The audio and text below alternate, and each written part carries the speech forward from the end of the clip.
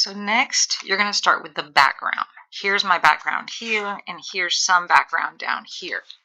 I'm going to look at one of Matisse's paintings for some inspiration, but I'm also going to look at my two other colors that I've had so far. So far, I've had some blues and some greens. I don't necessarily want to stay like on the cool side with a violet because then it might look like one side of my painting is way different than the other. So I'm going to mix it up with a warm color now. And I'm going to look at this image of Matisse's, and I'm going to look at this, almost like a magenta color, try to mix this instead of just taking it right out of the jar. Okay, but I'm going to make sort of different values of that. Okay, so to make that, I'm going to take white, because I know kind of a magenta is kind of like it's like a pink or a light red violet. And then I'm going to take a little bit of red, put that down.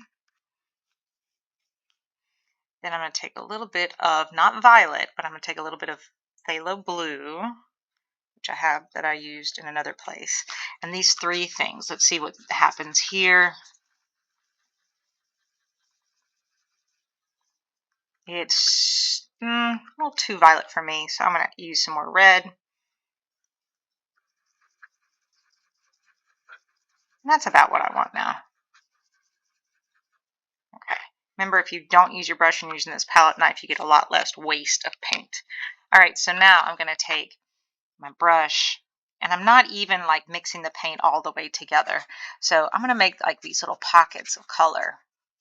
And I don't want to fill it up completely because I don't want my colors to be really flat, like, oh, it's all red or it's all yellow.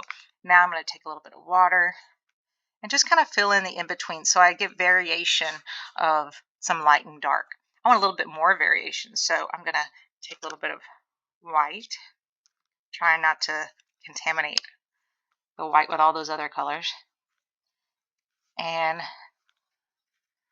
it's like a little bit of impressionist. Remember, Matisse was an impressionist first, and then he really liked the way of the art movements of the post-impressionists. Now, see here how I made a little bit of a mess. See here how some things are not all the way mixed. That's a good thing, kind of like post-impressionism, right?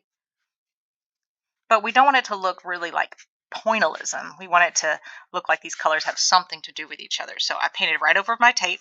Notice how here also, it's hard to see, make sure you maybe leave a little bit of room with your tape so you make sure to overlap the space next to it. You don't want to lift up your tape and see like this long yellow line.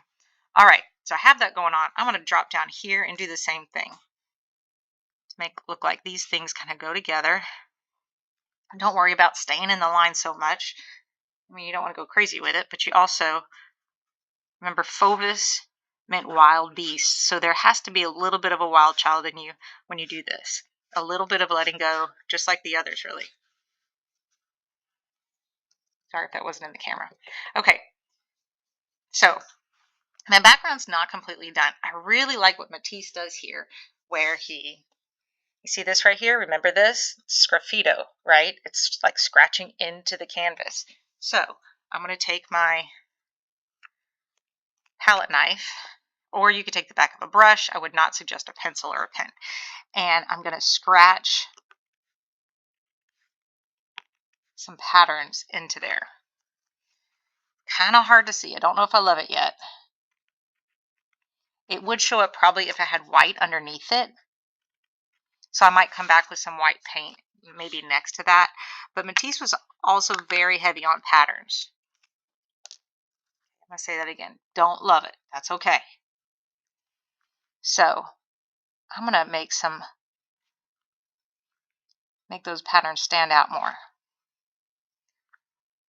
But it's also kind of fast. I know I always tell you to take your time, but sometimes the process has to be more about the letting go and saying, all right, I'm not sure if I meant to do that, but today I did. So there's some patterns back there. Matisse was also known for using, I want to say black, but what I'm going to do here is I'm going to mix a little bit of my three neutrals, and I'm going to get a really dark. So this is phthalo blue, crimson red, and my yellow. So Here I go. Heavy on the blue. I'm going to mix it right here because I don't want a lot. All right. Now I want to make this a deep purple. So I'm not going to add a lot of red because I don't want it to be purple. I just want it to be like almost like a dark blue. All right. I got kind of a dark purple going on because I have blue and not a lot of red. Of course, I don't want that to be purple. I want it to be a really strong, dark neutral, almost like black. But I'm not going to use black because black tends to flatten and swallow up all the color. I'm adding some yellow. I don't really want this to be green, right? It's a neutral. So once you feel like you got a nice dark neutral, I still feel like it's too purple. So of course, well, hold on. I said that if it's too purple, you should add more yellow. Now it's too purple. Now add more yellow because that's the opposite. Oh, that's the opposite of purple. Okay, I got a pretty strong neutral here. Now I'm just going to go with this one and make sure those, notice how sort of fast I'm going.